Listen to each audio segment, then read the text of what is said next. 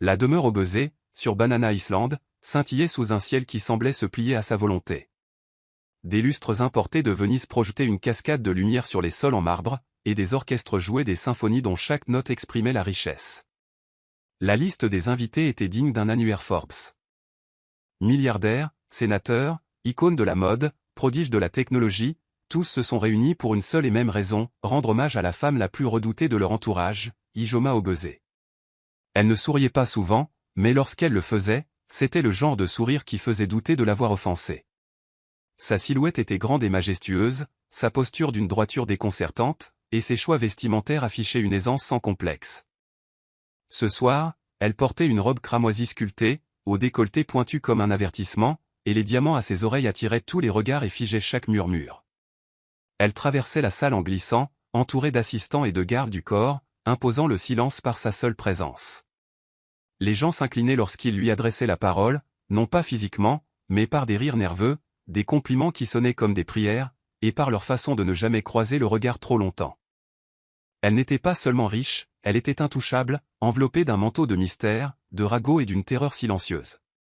Tout le monde avait entendu les histoires, comment elle avait mis sur liste noire la femme d'un PDG parce qu'elle portait la même robe de créateur qu'elle, comment elle avait humilié publiquement la fille d'un sénateur parce qu'elle occupait son siège de réserve, et comment même l'élite de Lagos murmurait son nom avec prudence. Au fond de la salle, se déplaçant presque comme une ombre, se trouvait Blessing Adebayo, son plateau tremblant légèrement entre ses mains tandis qu'elle se faufilait entre les tables drapées d'or et les centres de tables floraux surdimensionnés. Sa chemise blanche de service était légèrement trop grande, et son pantalon noir avait été cousu main à la taille plus tôt dans la journée pour lui aller. Contrairement aux invités apprêtés qui buvaient du champagne sans se soucier du prix, l'esprit de Blessing s'emballait avec des chiffres. Le prix du transport, la prochaine facture d'hôpital de sa mère, le nombre d'heures de travail restantes avant de pouvoir rentrer chez elle et reposer ses pieds enflés. Elle n'était pas censée être là ce soir. Un appel de dernière minute de son amie Shinasa, atteinte du paludisme, a bouleversé ses plans. « Veuillez me remplacer », avait supplié Shinasa. C'est un manoir de la taille d'une baille. Peck, Godet, tu sais, il faut y aller à fond. Et voilà qu'elle essayait de rester invisible dans une pièce pleine de gens qui traitaient les serveurs comme des meubles. Elle avait vu Ijoma passer plus tôt et, comme tout le monde, avait senti le changement d'air. La femme irradiait l'intimidation comme un parfum. Blessing ne voulait pas d'ennui. Elle voulait juste gagner assez pour rentrer chez elle à surélire et s'effondrer sur le mince matelas qu'elle partageait avec ses deux frères et sœurs. Mais le destin en avait décidé autrement. Alors qu'elle posait un plateau de vin sur un piédestal près de la table centrale, elle aperçut par hasard Ijoma qui tournait son regard vers elle. L'espace d'un instant, leurs regards se croisèrent, l'espace d'un battement de cœur.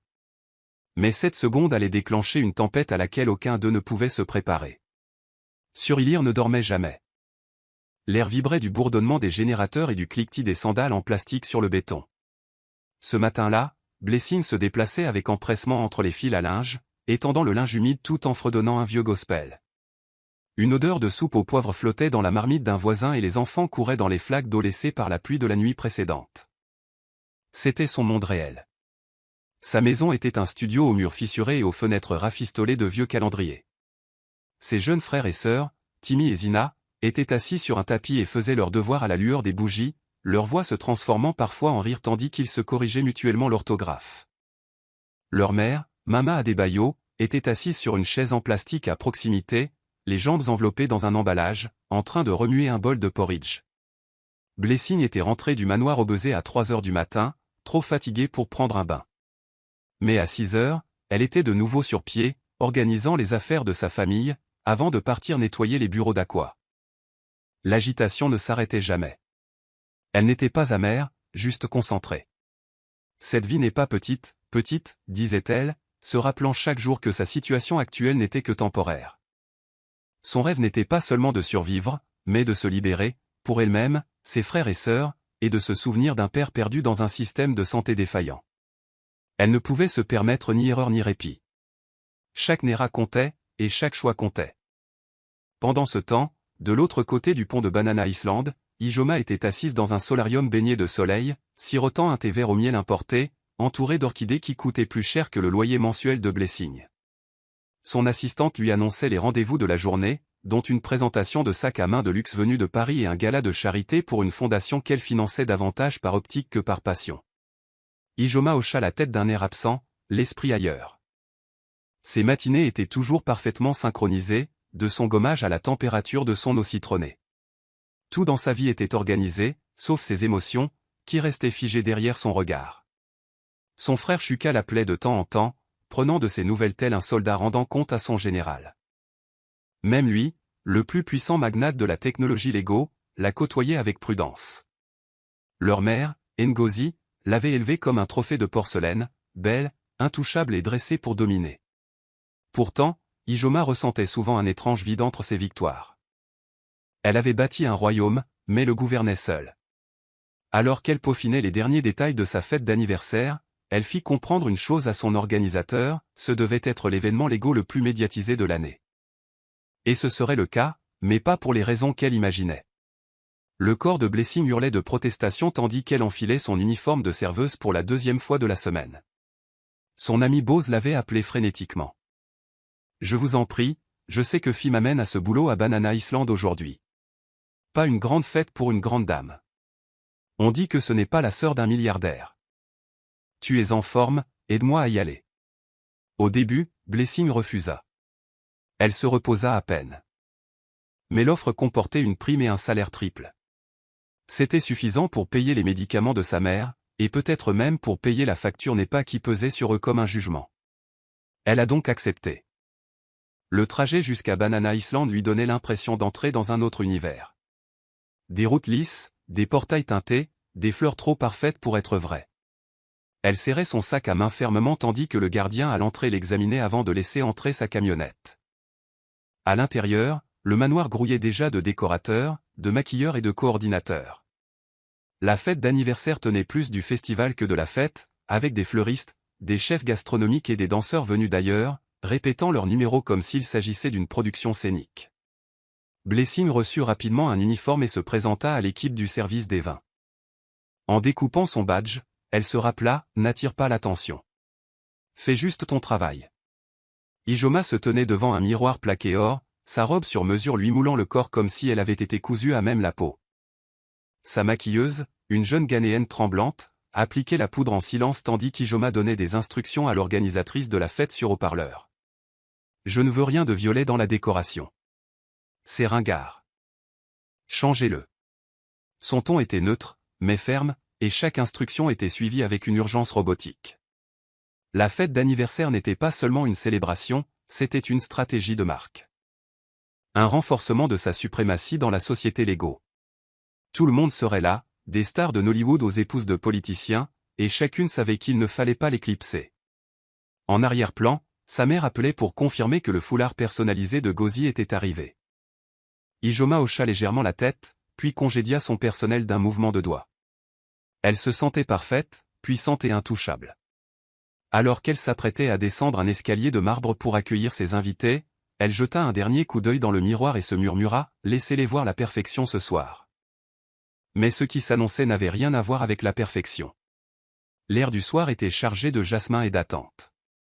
Des guirlandes lumineuses scintillaient comme des étoiles suspendues juste pour la fête. Les célébrités posaient pour la presse à l'entrée, et les rires résonnaient comme une musique composée de vanité et de champagne. Blessing prit place près de la table centrale, tenant un plateau de flûte à vin en équilibre entre ses mains. Elle avait déjà participé à des événements, mais jamais de cette ampleur. Ici, même les serveurs étaient censés sourire comme des mannequins. Elle se déplaçait avec prudence, observant chaque pas, chaque virage. Ijoma avait fait son entrée remarquée quelques minutes plus tôt, descendant les escaliers sous les applaudissements, une robe rouge cramoisie flottant comme une princesse. Les gens s'étaient précipités pour la saluer, lui faire des câlins empreints de peur et lui faire des compliments d'une voix tremblante. Blessing essayait de ne pas la fixer, mais elle ne pouvait s'en empêcher. Comment quelqu'un pouvait-il paraître si puissant, si maître de lui? Mais sous cette admiration se cachait un étrange sentiment. Quelque chose dans le regard froid d'Ijoma la troublait, comme si elle portait en elle une tempête et mettait le monde au défi de la tenter. La tentation arriva plus vite que prévu. Alors que Blessing s'approchait d'une des tables prestigieuses, un invité lui fit signe d'apporter une nouvelle flûte de vin. Blessing s'avança rapidement, mais le talon de sa chaussure heurta le bord d'un tapis et, malgré un léger trébuchement, une goutte de vin gicla sur l'ourlet de la robe sur mesure d'Ijoma. Le silence ne se fit pas immédiatement, mais la tension se modifia, telle une corde de violon tendue. Ijoma se retourna lentement, le visage indéchiffrable. Blessing balbutia des excuses, mortifié. « Maman, je suis désolé, je ne voulais pas », mais Ijoma leva la main, la réduisant au silence. Avec un calme étrange, elle prit la coupe de champagne la plus proche de la table, la versa sur le plateau de Blessing et dit assez fort pour que toute la table l'entende, « Voilà pourquoi les pauvres ne devraient jamais être autorisés à servir l'élite. » Quelques invités sursautèrent, d'autres ricanèrent nerveusement. Le visage de Blessing brûlait de honte, mais cette fois, quelque chose en elle bouillonnait, quelque chose qui ne resterait pas silencieux bien longtemps. Le silence était assourdissant. La fête, autrefois une cascade de rires, de verres qui trinquaient de douce musique Iglife, était tombée au silence après les paroles cruelles d'Ijoma et son geste encore plus cruel. Blessing était figée, trempée de champagne, son plateau tremblant tandis qu'elle luttait pour reprendre son souffle. Elle avait été humiliée, non seulement par une femme qu'elle connaissait à peine, mais aussi devant une marée d'inconnus, dont beaucoup la fixaient désormais comme si elle était le spectacle, un numéro de cirque déjanté. Elle ouvrit la bouche pour s'excuser à nouveau, mais rien ne sortit. Sa gorge était sèche, non pas de peur, mais sous le poids de l'injustice. Puis, sans réfléchir, sans planifier, sans vraiment comprendre ce qui la prenait, Blessing leva la main et gifla Ijoma au baiser. Le bruit résonna dans la pièce comme un coup de tonnerre sur la terre ferme. La salle halta à l'unisson, les corps reculant, les verres en l'air. La tête d'Ijoma se balança brusquement, ses joues parfaitement dessinées devenant rouges tandis qu'elle reculait d'un demi-pas. Les yeux s'écarquillèrent, les bouches s'ouvrirent, certains étouffèrent même un cri.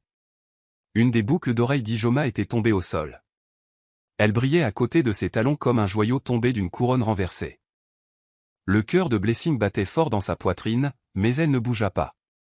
Elle resta debout, la poitrine se soulevant et s'abaissant, la mâchoire serrée, non pas par colère, mais par la douleur profonde et crue d'années de manque de respect enduré et ravalé. Pour une fois, elle refusait de reculer. Ijoma n'a pas crié. Elle n'a pas pleuré. Elle n'a même pas cligné des yeux. Elle regarda simplement Blessing comme un insecte dont elle ignorait la capacité à mordre. Ses lèvres se pincèrent, sa mâchoire tremblant légèrement. Shuka, qui venait d'entrer dans la pièce depuis un salon privé, se précipita à ses côtés, son regard passant de la joue enflammée de sa sœur à la silhouette tremblante de Blessing. Il ne demanda à personne en particulier ce qui s'était passé. Les agents de sécurité s'avancèrent, mais Ijoma leva une main élégante pour les arrêter. « Ne la touchez pas », dit-elle froidement. Que le monde voie à quel point les pauvres ont perdu leur place. Se retournant, elle quitta la fête sans un mot, flanquée de son équipe. Les invités chuchotaient furieusement, leur téléphone déjà levé, filmant sous tous les angles. En moins de 5 minutes, le moment était arrivé. Obey a été giflé par la serveuse. La servante se défend contre l'élite de la gosse. Le hashtag « Slap » est de retour dans les tendances. Les légendes sont populaires sur Instagram, Twitter et TikTok. Blessing, stupéfaite par son geste, fut doucement escortée dehors par le coordinateur de l'événement, qui la regarda avec pitié et panique. En partant, ses chaussures semblaient plus lourdes que des briques, son uniforme trempé de sueur et de peur. Mais dans cette peur vivait une petite graine de pouvoir. Quelque chose avait changé. Le monde l'avait vue, non pas comme une servante, ni comme une jeune fille de Surilé, mais comme une femme audacieuse. Blessing n'avait pas dormi. Le soleil s'était levé des heures auparavant, projetant d'étroits rayons à travers les fenêtres à persiennes de leur petite chambre de Surilé, mais son corps restait recroquevillé sous un pagne délavé, l'esprit en ébullition. Son téléphone avait vibré toute la nuit, messages d'amis, appels de numéros inconnus, notifications incessantes. Sa petite sœur Xena avait vu la gifle sur un live Instagram. « Tante Blessing, c'est toi » murmura-t-elle, les yeux écarquillés. La honte menaçait de l'engloutir, mais la voix calme de sa mère l'avait apaisée. « Tu n'as rien fait de mal, ma fille.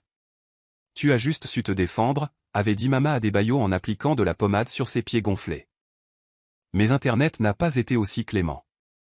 Les hashtags ont fusé. Les hashtags ont été répliqués. Hashtag, pauvre mais fier. Hashtag, obéissance au drame. Certains l'ont loué pour son courage, la qualifiant d'héroïne, symbole de résistance contre l'oppression élitiste. D'autres se moquaient d'elle, remettant en question son éducation, la qualifiant d'inculte, de honte pour les travailleurs du secteur privé. Les blogueurs exagéraient l'histoire, la qualifiant de « fille qui s'en prenait à la royauté ». Les offres affluèrent, interviews, spots radio, et même collaborations avec des marques. Mais Blessing restait caché. La peur l'enveloppait comme une seconde peau. Et si Ijoma ripostait? Et si elle perdait ses autres emplois de femme de ménage? Et si cela ruinait la stabilité déjà fragile de sa famille? Pendant ce temps, entre les murs élégants de sa maison de Banana Island, Ijoma était assise, parfaitement immobile, dans sa cabine de spa, enveloppée de soie, sa joue meurtrie n'étant plus qu'un lointain souvenir. Elle ne pleurait pas, Ijoma ne pleurait jamais. Mais la gifle lui avait fait quelque chose, pas la douleur, mais le fait que quelqu'un ait osé.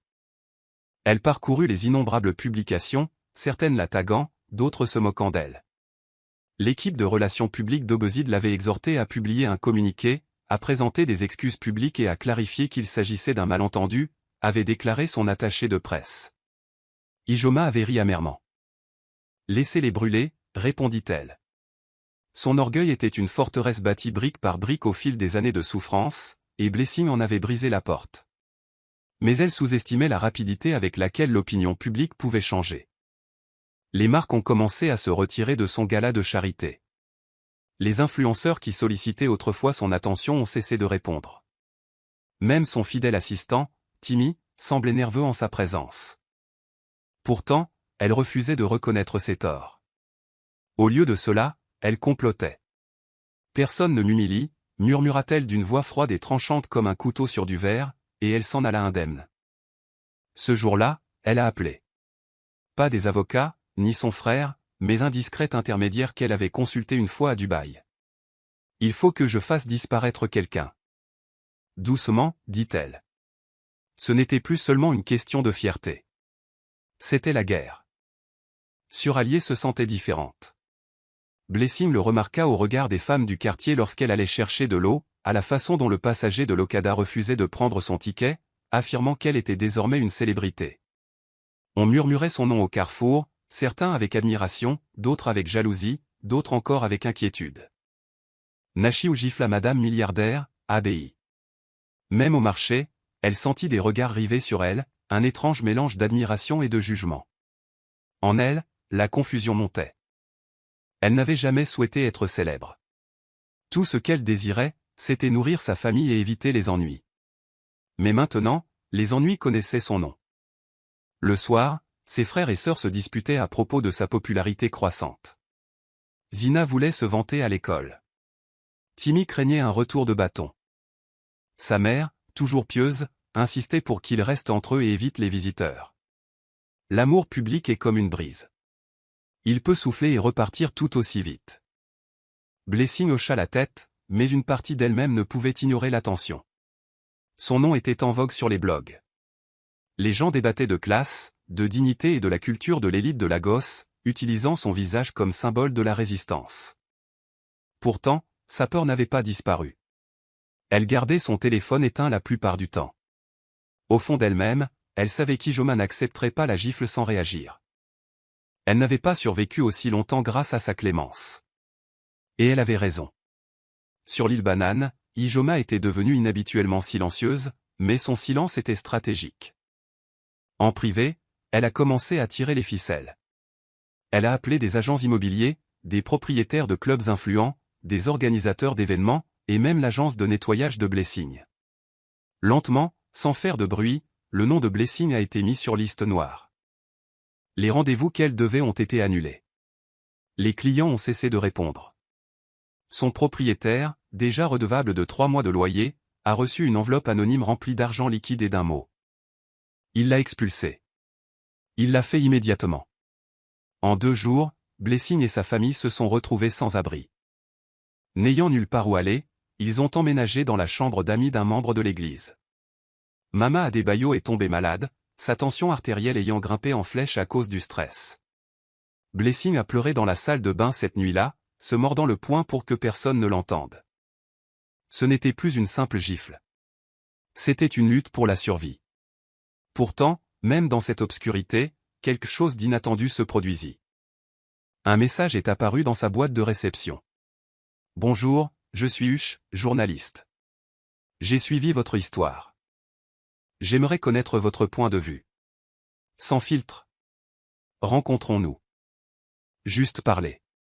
C'est tout. Pour la première fois depuis la fête, Blessing ne se sentait plus impuissante. Sa voix, étouffée par la peur, avait trouvé un micro potentiel. Blessing retrouva Huche dans un petit café niché au coin de Yaba, l'un des rares endroits où elle se sentait à l'abri du regard et du jugement. La jeune journaliste, vêtue d'un jean et d'un blazer délavé, lui offrit un sourire chaleureux et une tasse de thé fumant. « Tu ne dois rien au monde », commença Huche. « Mais si tu es prêt à la raconter, je t'aiderai à maîtriser le récit. » Blessing resta assise en silence un moment, les mains autour de sa tasse. Sa voix était rauque lorsqu'elle parla enfin. « Je ne cherchais pas à jouer les héros. J'étais juste fatiguée. » Fatiguée d'être petite, elle a raconté sa vérité pendant l'heure qui a suivi. Sa vie avant la gifle, la lutte pour nourrir sa famille, l'épuisement d'un travail invisible et la douleur d'être traitée comme un meuble jetable. Huche l'écouta, son carnet intact, la laissant parler librement. À la fin, il ne lui demanda ni photo ni extrait sonore. Il dit simplement « Votre histoire mérite la dignité ». L'interview, une fois publiée, ne s'est pas focalisée sur la gifle. Elle a mis l'accent sur l'humanité de Blessing. Elle la dépeint non pas comme une servante rebelle, mais comme le reflet de millions de personnes comme elle, nées en marge, qui survivent malgré tout. L'article a fait le buzz sur Internet. Des célébrités l'ont relayé. Des militants des droits civiques l'ont partagé. Des ONG ont commencé à la contacter pour lui proposer soutien, hébergement et bourse pour ses frères et sœurs. Une marque de mode internationale lui a envoyé un courriel lui disant « Vous représentez le nouveau visage du courage. Envisageriez-vous de participer à notre prochaine campagne ?» Blessing a regardé le courriel, stupéfaite. Son monde, autrefois si petit, s'était élargi. Pourtant, elle restait méfiante. Toute aide n'est pas une aide, prévenait sa mère. Mais une chose était claire, le pouvoir avait changé. Ijoma a également lu l'article. Elle était assise dans son salon, téléphone à la main, regardant le monde s'éprendre d'une fille qu'elle avait tenté d'écraser. Pour la première fois depuis des années, elle ressentit quelque chose d'étranger, le doute. Son frère Shuka arriva, l'inquiétude dans la voix. « Tu perds des gens, Iji, dit-il. Fais quelque chose avant que ça ne devienne permanent. » Mais Ijoma n'était pas prêt à céder. « Elle m'a humilié, murmura-t-elle. Je lui rappellerai qui je suis. » Tandis que la gosse observait, inconsciente, deux femmes, l'une née dans la richesse, l'autre née dans la guerre, se préparaient à la tempête à venir. Le café où Blessing avait interviewé sa femme était modeste. Quelques chaises en plastique, un ventilateur grinçant dans un coin, et le parfum lointain de Momoa et d'Akira émanant d'un vendeur ambulant. Mais les mots qu'elle prononça dans ces murs allaient déclencher un débat national. Huche, conteuse à l'instinct de faucon, a su capter sa voix avec précision. Ni pitié, ni mélodrame, juste une vérité crue. L'article intitulé « La fille qui giflait le pouvoir » a été publié sur une plateforme numérique populaire. L'article a débuté non pas par une gifle, mais par une citation. Ils appellent cela la dignité, mais ils ne s'attendent jamais à ce que les pauvres en aient. En quelques heures, l'article a explosé sur les réseaux sociaux. Les stations de radio en ont débattu à l'antenne. Des influenceurs l'ont relayé avec des messages de solidarité, et des articles de fond ont fait leur apparition dans les journaux du dimanche. La force tranquille de Blessing, sa résilience, son épuisement, sa honte et son refus de se soumettre au pouvoir ont fait d'elle un symbole, qu'elle le veuille ou non. Internet, qui la qualifiait autrefois de serveuse extravagante, la présentait désormais comme la voix des sans-voix. Sa boîte mail débordait d'invitations à des conférences, d'offres de bourses pour ses frères et sœurs, de dons d'inconnus. Une ONG locale lui a envoyé un colis avec un mot manuscrit. Votre histoire compte. Vous aussi. Pendant ce temps, Blessing était assise dans une salle d'église qui lui servait désormais de domicile temporaire, les yeux rivés sur son téléphone fissuré tandis que les messages affluaient. Elle était bouleversée. Les offres lui semblaient surréalistes, des photographes la sollicitaient pour des campagnes publicitaires, des podcasteurs la suppliaient d'accorder des interviews, des étudiants lui demandaient de prendre la parole dans des universités. Et pourtant, malgré sa célébrité, elle continuait à lutter. Sa mère était toujours malade, il n'avait toujours pas de foyer stable, et la plupart de l'argent offert était destiné aux boissons. Nous serions ravis de vous présenter dans notre prochain documentaire. Il y a une compensation symbolique, a déclaré un cinéaste, faisant miroiter la visibilité comme une récompense. Venez prendre la parole lors de cette table ronde, nous vous offrirons le transport et le déjeuner, a proposé une autre ONG, comme si son temps et sa souffrance n'étaient que des amuse-gueules pour leur programme. Blessing a eu la sagesse de voir la différence entre ceux qui voulaient l'encourager et ceux qui voulaient l'utiliser. Hush est devenu sa caisse de résonance. Il l'a aidé à faire le tri dans le bruit, à la mettre en contact avec un avocat honnête qui l'aiderait à formaliser ses opportunités et à s'assurer que son histoire reste la sienne. Malgré tout, Blessing a gardé les pieds sur terre. Elle ne se voyait ni comme une leader ni comme une activiste. Elle voulait juste que sa famille soit en sécurité, que sa dignité soit préservée et un monde où personne comme elle n'aurait à se faire connaître par la violence. Les murs de l'empire d'Ijoma avaient toujours été faits de silence et de peur. Le personnel ne la questionnait jamais, les vendeurs n'osaient pas se plaindre, et son image soignée de philanthrope, de personnalité mondaine et de défenseur de l'émancipation des femmes était à toute épreuve. Mais l'article d'Hush sur Blessing a tout changé. Il a ouvert une porte, et de cette porte sont nés des murmures, et de ces murmures sont nées des histoires, des vrais. Les fissures dans sa façade soigneusement construite se sont élargies lorsqu'Hush, enhardi par l'honnêteté de Blessing, a commencé à creuser plus profondément. Il a retrouvé d'anciens employés licenciés pour avoir contesté Ijoma. Il a interviewé des mannequins contraints de signer des contrats abusifs avec sa soi-disant fondation pour l'autonomisation. Il a obtenu des documents révélant des écarts dans les dépenses de son association, révélant comment des dons destinés à l'éducation des filles avaient été détournés vers des événements de luxe. Hush n'a pas immédiatement publié l'article. Il a d'abord contacté l'équipe d'Ijoma, lui donnant ainsi l'occasion de réagir. Mais son attaché de presse, fidèle à Obese, a rejeté l'enquête, la jugeant non pertinente et diffamatoire. Cela n'a fait qu'attiser la colère d'Hush.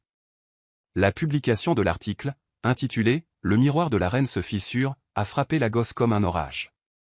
Les conséquences ont été immédiates. Des entreprises sponsors se sont retirées du gala de charité d'Ijoma. L'organisation de défense des droits des femmes avec laquelle elle apparaissait souvent a publié des déclarations publiques prenant ses distances. Un grand magazine a annulé un prix qu'il avait prévu de lui décerner. Les influenceurs ont commencé à supprimer leurs photos avec elle. Et sa mère, Gozi, furieuse de cette honte publique, a convoqué une réunion familiale privée. Shuka est restée assise en silence pendant que leur mère s'en prenait à Ijoma d'un ton glacial et tranchant. « Tu as humilié le nom d'Obese. » Gozi cracha, les yeux remplis de « et pourquoi ?» De fierté. Mais Ijoma refusa de broncher. « Je n'ai rien fait de mal. Ils sont jaloux.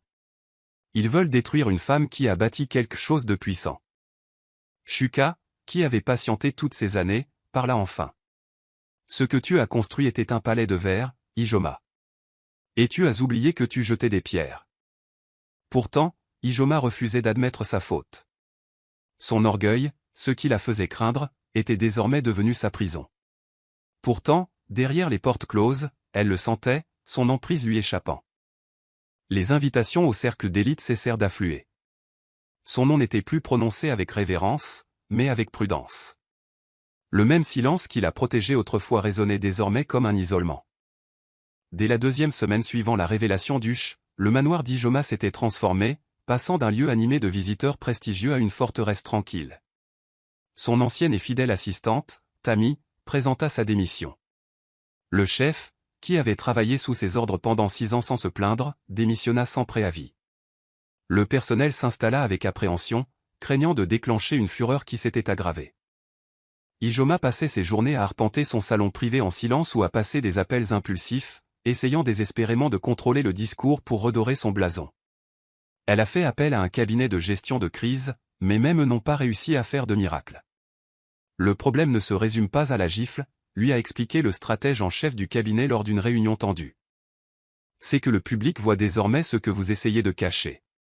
Chaque effort qu'elle a fait pour paraître calme, chaque tweet, chaque légende Instagram, chaque déclaration publique, a été accueilli avec moquerie. Le hashtag « Reine du mépris » a commencé à se répandre aux côtés des mêmes. Pire encore, les tabloïds ont commencé à exhumer de vieux scandales et à les exagérer. Des histoires comme quoi elle aurait humilié une autre héritière, ou qu'elle aurait financé le sabotage de l'entreprise d'un rival. Tout ce qui avait été occulté par le pouvoir remontait désormais à la surface. La femme qui dînait autrefois avec les gouverneurs dînait désormais seule. Shuka, voyant sa sœur s'effondrer, tenta de la contacter. Il lui proposa de l'aider à restructurer sa fondation et d'utiliser l'influence de son entreprise technologique pour amortir les conséquences, mais Ijoma refusa. « Je n'ai pas besoin que tu me sauves, rétorqua-t-elle. J'ai survécu à pire. » Mais Shuka savait qu'elle n'y était pas parvenue. C'était différent.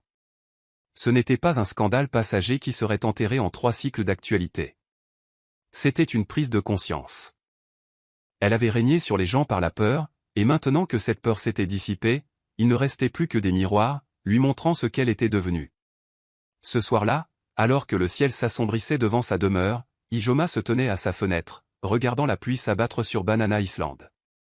Elle se murmura, « Ils ont tous oublié qui je suis. » Mais au fond d'elle-même, même elle commençait à se poser des questions. Pour la première fois depuis des années, Ijoma Obese n'était plus perçue comme une reine. Elle était perçue comme une femme, imparfaite, en colère et terriblement seule.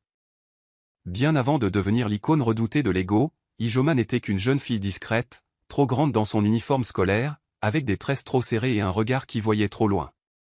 Son père, le chef Obese, était absent, toujours en voyage, perpétuellement en train de bâtir son empire. Et sa mère, Gozi, était plus gestionnaire que mère. Ijoma apprit très jeune que l'amour était une récompense obtenue par la perfection. Si ses notes n'étaient pas assez bonnes, sa voix trop forte, sa robe froissée, elle sentait la main froide de sa mère sur sa joue et entendait « Ne me déshonore pas », pleurer était interdit chez eux. La vulnérabilité était synonyme de faiblesse. Alors Ijoma s'est érigée des murs, haute, impénétrable. Elle est devenue la meilleure de l'école, la plus assurée en ballet, la première de chaque compétition. Non pas parce que cela lui apportait de la joie, mais parce que cela lui procurait le silence de sa mère, l'attention fugace de son père. Elle regardait son frère, Shuka, être protégé, excusé, félicité pour le moindre effort, tandis qu'elle saignait à chaque hochement de tête. Quelque part, être craint lui semblait plus rassurant qu'être ignoré. Elle a compris que les gens n'avaient pas besoin de l'aimer, seulement de ne jamais la contrarier. Et elle a perfectionné cet article. Mais le pouvoir est un masque, et le temps essaie toujours de le faire tomber. Au cours des années qui suivirent, Ijoma ne se laissa plus jamais rabaisser. Elle construisit son image comme une forteresse, avec une mode impeccable, des apparences calculées et une compassion sélective. La gifle reçue lors de sa soirée ne se limita pas à un verre, elle brisa toute son identité. La main de Blessing s'était tendue au fil des ans et avait touché non seulement sa joue, mais aussi toutes les insécurités qu'elle avait enfouies. Après cette rupture, Ijoma évitait les miroirs. Lorsqu'elle se regardait, elle ne voyait pas la femme que le monde enviait autrefois. Elle vit cette petite fille effrayée, qui cherchait encore à gagner l'amour par la domination. Un soir, elle ouvrit un tiroir de son dressing et trouva un vieux journal intime de l'université. À l'intérieur, des pages remplies de poèmes, de gribouillages et de questions sur l'amour et la peur. Une phrase attira son attention. « Si je ne suis pas admirée, suis-je encore suffisante ?» Elle referma le livre, les mains tremblantes. La chute n'avait pas été seulement publique, elle avait été spirituelle. Pour la première fois de sa vie, Ijoma se sentait nue. Et peut-être, était-elle prête à recommencer. C'était un jeudi après-midi ordinaire lorsque Blessing reçut l'appel. Le numéro était privé, la voix impeccable. « Je m'appelle Shuko Obese », disait-il. « Je suis le frère d'Ijoma. Je sais que tu ne me dois pas de conversation, mais je te le demande quand même. » Quelques minutes plus tard, dans un lieu public de ton choix, le premier réflexe de Blessing fut de raccrocher. Sa poitrine se serra à l'évocation de ce nom. Mais quelque chose dans son ton était différent, ni arrogant comme celui d'Ijoma, ni pitoyable comme certaines ONG. Juste respectueux. Curieux. Après avoir consulté chez sa mère, elle accepta à contre-cœur. Elles se retrouvèrent dans un bistrot modeste mais tranquille d'Akeja. Shuko arriva pile à l'heure, vêtu non pas de l'armure de milliardaire habituelle, composée de costumes élégants, mais d'une simple chemise en lin et d'un jean. Il avait l'air fatigué. « Je ne suis pas venu la défendre », dit-il doucement après que Blessing se fut assise, les bras croisés. « J'ai compris pourquoi c'était toi qui la faisais trembler. » Blessing pencha la tête, les yeux plissés. « C'est peut-être parce que je n'avais pas peur de perdre ce que je n'avais jamais eu, » répondit-elle. Ils discutèrent pendant 1 heure. Au début, ce furent des phrases maladroites, guindées, des pauses défensives. Mais tandis que Shuko révélait des bribes de l'enfance de sa sœur, ses cicatrices, son isolement, Blessing se surprit à écouter davantage et à juger moins. Elle n'excusait pas la cruauté d'Ijoma, mais pour la première fois, elle entrevit la solitude sous-jacente à sa tyrannie.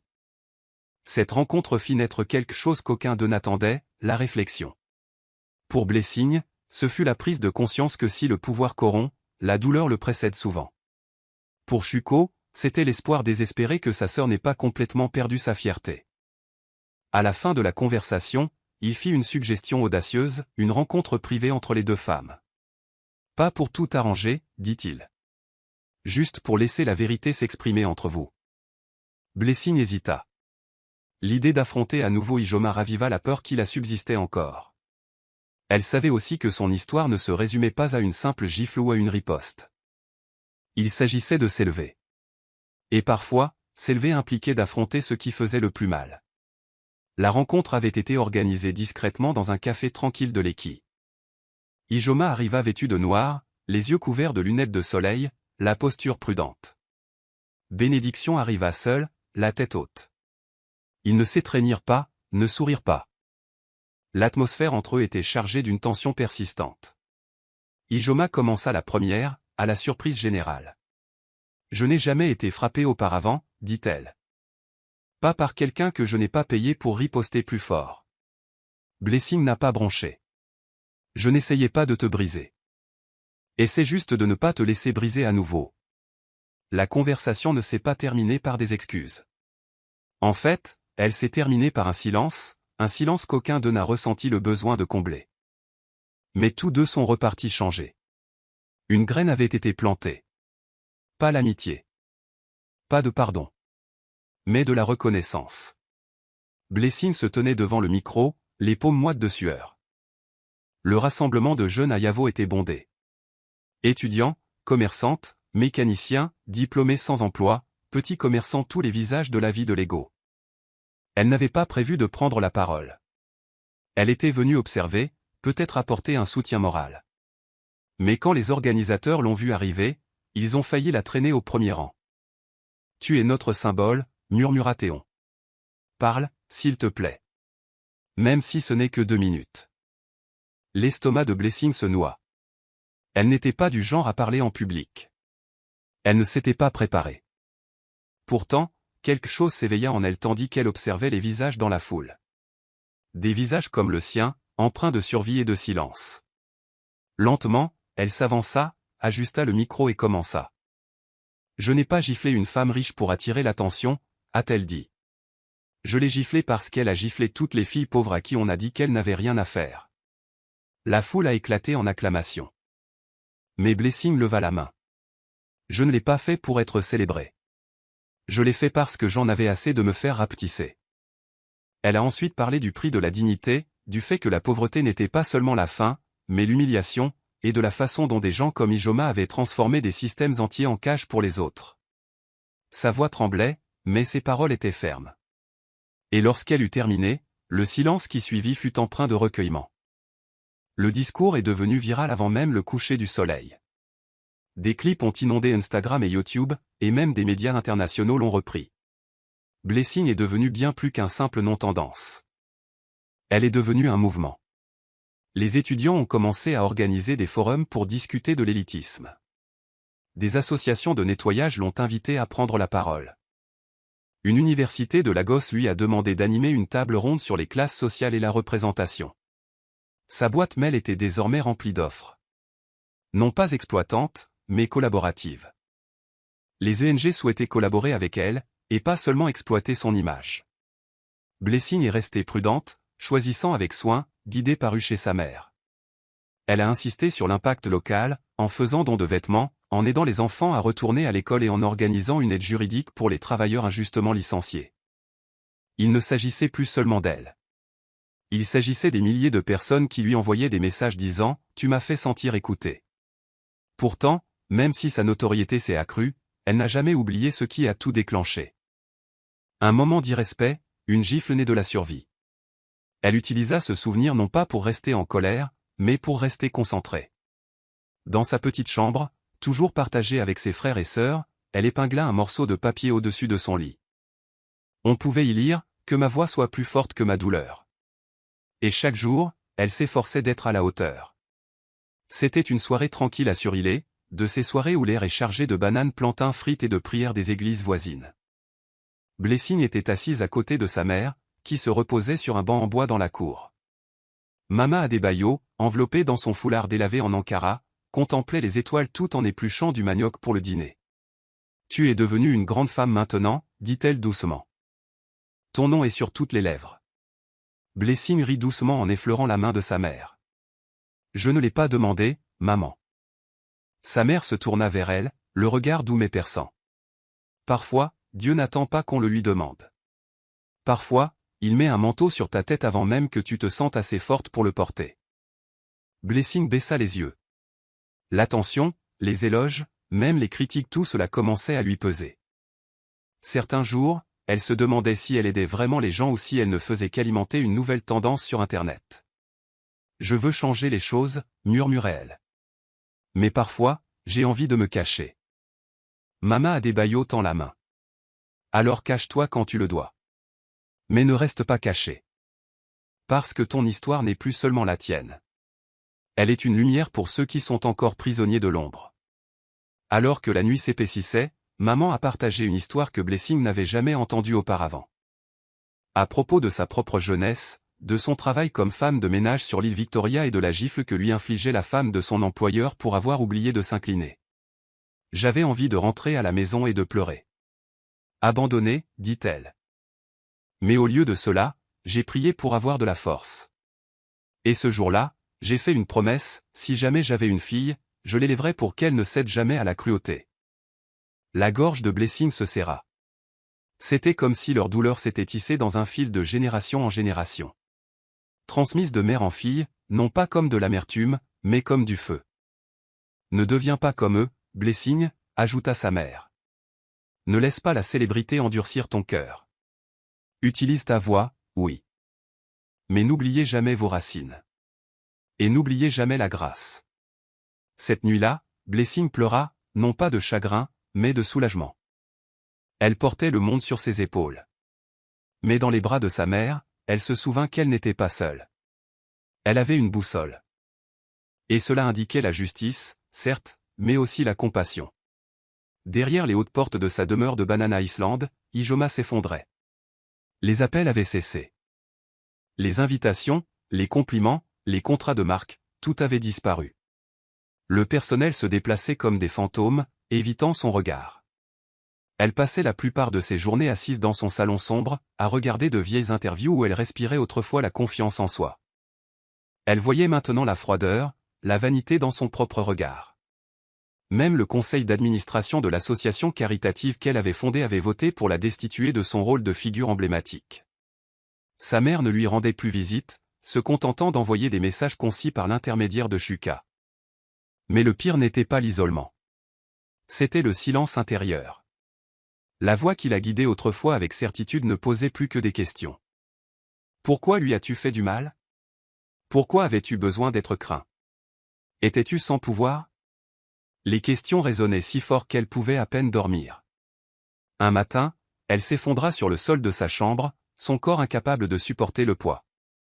Son chauffeur la retrouva inconsciente. Les médecins ont dit que c'était un épuisement dû au stress. Mais au fond, Ijoma savait que c'était quelque chose de plus grave, quelque chose de perturbant. À l'hôpital, aucun ami n'est venu.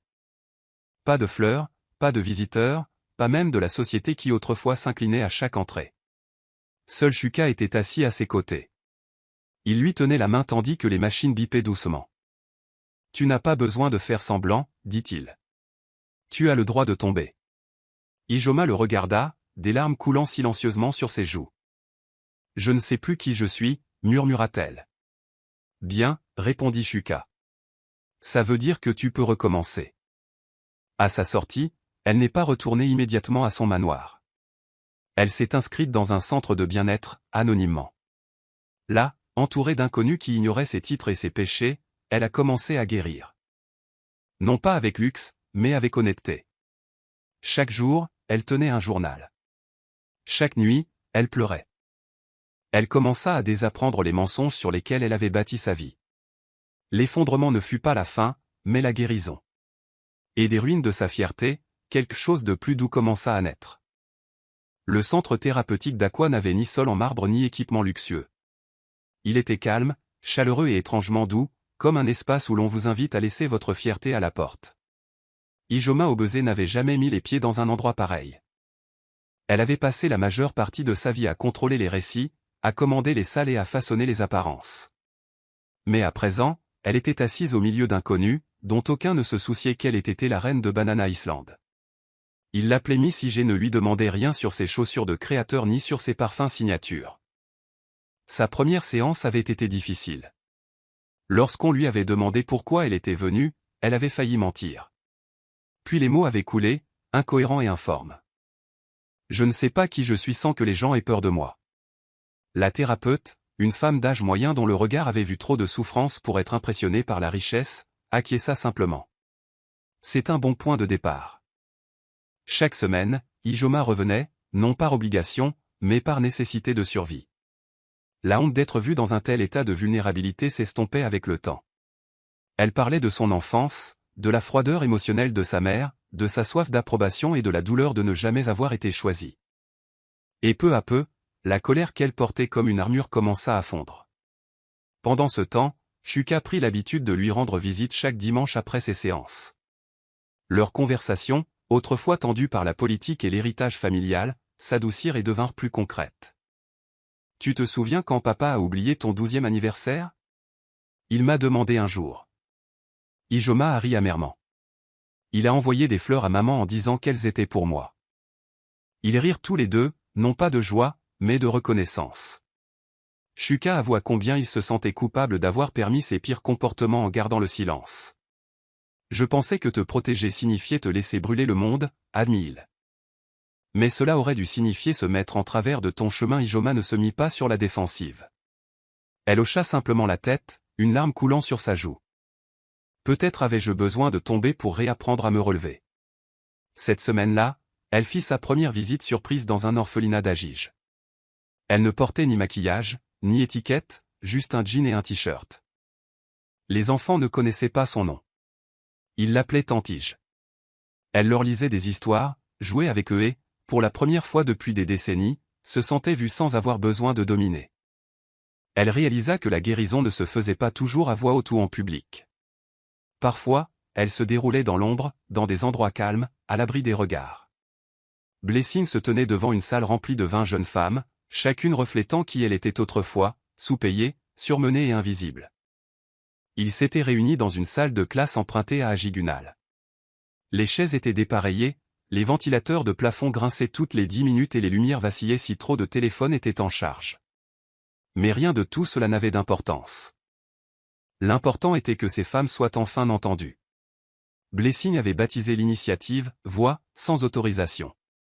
Ce n'était pas encore une ONG enregistrée, mais elle était belle et bien vivante.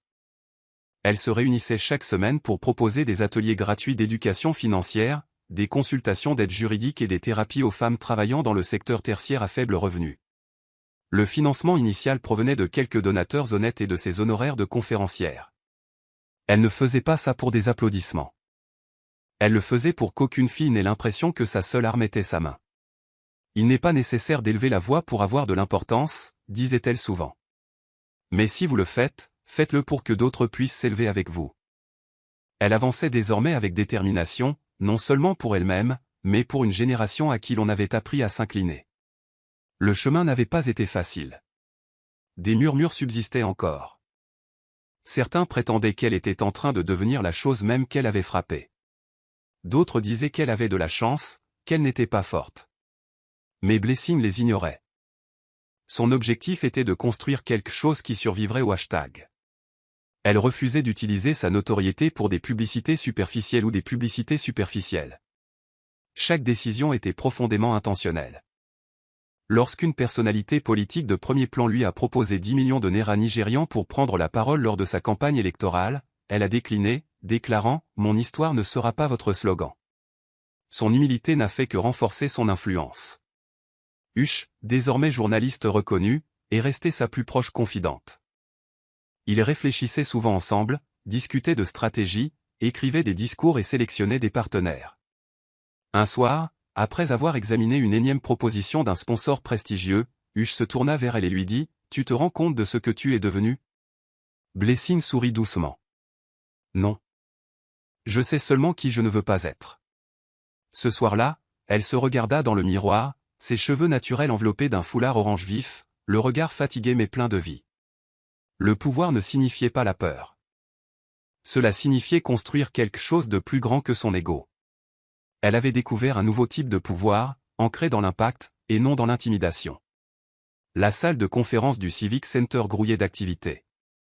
Le forum des jeunes de Lagos avait invité certaines des voix les plus en vue du pays à une table ronde intitulée « Classe, dignité et avenir du pouvoir ». Parmi les personnalités figurait Blessing Adebayo, désormais connu pour son engagement citoyen, et une invitée inattendue, Ijoma Obeze. L'invitation avait été controversée, mais les organisateurs ont fait valoir que le véritable progrès impliquait de laisser place à la rédemption. La salle était bondée. Les caméras étaient prêtes. D'un côté, Blessing était assise, vêtue d'un blazer bleu pagne et de ballerines noires, calme et posée. De l'autre côté, Ijoma, vêtue simplement d'un chemisier beige et d'une longue jupe, les cheveux tirés en arrière, sans bijoux. L'atmosphère était électrique.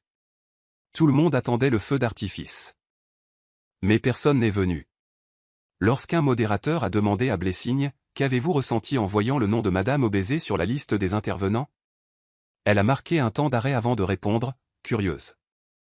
Mais j'ai appris que la croissance se fait parfois à l'image de la personne qui vous a brisé. Le public retint son souffle, puis se tourna vers Ijoma. Penses-tu mériter d'être assis ici?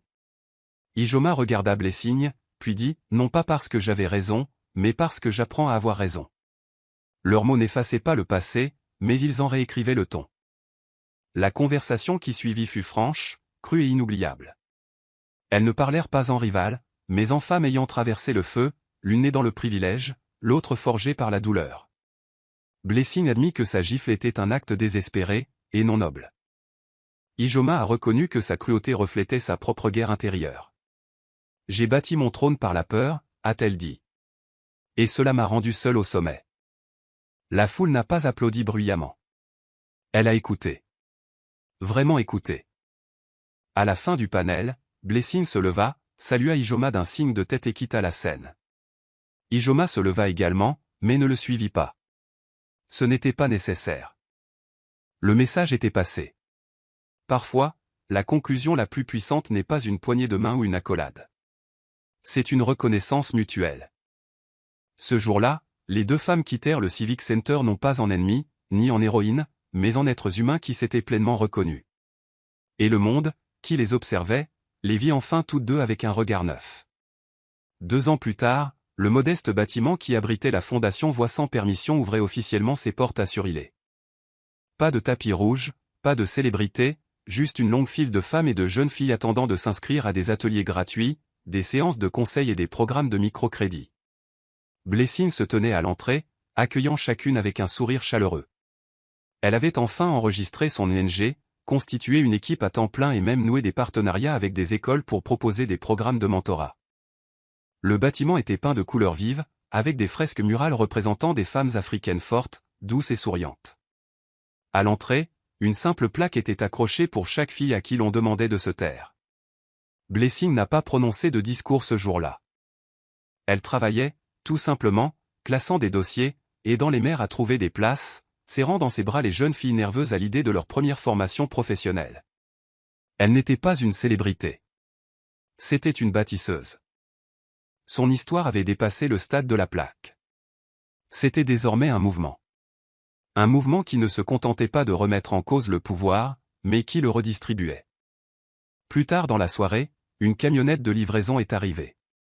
À l'intérieur se trouvait un important don de livres, de machines à coudre et de kits médicaux. Il n'y avait pas de mots, juste un autocollant sur lequel était écrit « de la part d'un ami autrefois craint ». Blessing sourit. Elle n'avait pas besoin de confirmation. Elle savait qui l'avait envoyé. Ijoma n'était jamais revenue sous les projecteurs. Après la conférence, elle s'était discrètement retirée de la vie publique. Mais en coulisses, elle continuait à donner anonymement. Elle soutenait des programmes thérapeutiques, finançait la rénovation d'orphelinats et parrainait des bourses d'études sous des pseudonymes. Elle était devenue le genre de personne puissante qui n'avait pas besoin de se mettre en scène. De retour dans la salle de la fondation, Blessing se tenait seule, observant les femmes qui s'activaient autour d'elle. Elle pensa à tout ce qu'il avait fallu pour en arriver là. La douleur, l'effondrement, le courage, la grâce. Elle tendit la main et toucha doucement la plaque. Elle n'avait plus peur, murmura-t-elle, mais elle était enfin vue. Et dehors, les Legos continuaient de bouger, animés, chaotiques, bruyants. Mais dans ce petit coin de Suralair, quelque chose de sacré était né. Un nouvel héritage. Un héritage ancré non dans la classe sociale ou la peur, mais dans le courage et la transformation.